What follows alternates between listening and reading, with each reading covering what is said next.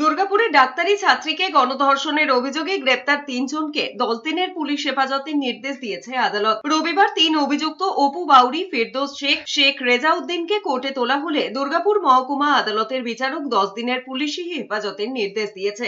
অভিযুক্ত ৩ জনই ওই এলাকার বাসিন্দা বলে দাবি পুলিশের। দুর্গাপুরে ডাক্তারি ছাত্রীকে গণধর্ষণের অভিযোগে ৩ জনকে গ্রেপ্তার করেছে পুলিশ। ধৃতরা এলাকারই বাসিন্দা বলে দাবি পুলিশের। আরও একজনকে আটক করেছে পুলিশ। দুর্গাপুরের বিজরা গ্রামে তল্লাশি চালিয়ে বছর ২১-এর অপু বাউরি, ২৩ বছরের ফেরদৌস শেখ, ৩১ বছরের শেখ রেয়াজউদ্দিনকে গ্রেপ্তার করে পুলিশ। শেখ নাসিরউদ্দিন নামে আর এক অভিযুক্তকে আটক করেছে পুলিশ। মোবাইলে টাওয়ার লোকেশন ট্র্যাক করে এদেরকে গ্রেপ্তার করা হয়। সহপাঠীকেও জিজ্ঞাসাবাদ চালাচ্ছে পুলিশ। শুক্রবার রাতে Durgapur IQ city medical college campus থেকে বেরিয়ে খাবার আনতে গিয়েছিলেন নির্যাতিতা এবং তার সহপাঠী। অন্ধকারে তাদের পিছু নেয় ৩ জন। অভিযোগ নির্যাতিতার। ভয় পেয়ে জঙ্গলের দিকে দৌড়তে থাকেন তারা। সহপাঠী ওই যুবক পালালেও ছাত্রীকে টেনে হিচড়ে জঙ্গলে নিয়ে যান ৩ জন। পরাণগঞ্জ কালীবাড়ি শ্মশান লাগোয়া জঙ্গলে নিয়ে যায় ৩ অভিযুক্ত। জঙ্গলে নিয়ে গিয়ে নির্যাতন চালানো হয় বলে অভিযোগ তরুণীর। এরপর সেখানে আরো ২ জন হাজির হয়, দাবি নির্যাতিতার। দুজনকে দেখে ছাত্রীর মোবাইল ফোন কেড়ে নিয়ে প্রথমে পালিয়ে যায় ৩ জন। কিছুক্ষণ পর ৩ অভিযুক্ত জঙ্গলে ফিরে এসে টাকা চায় বলে অভিযোগ। পড়ুয়ার মোবাইল থেকেই সহপাঠীকে ফোন করে ডাকা হয়। তারপর সহপাঠীর সঙ্গেই কলেজ ক্যাম্পাসে ফিরে যান নির্যাতিতা।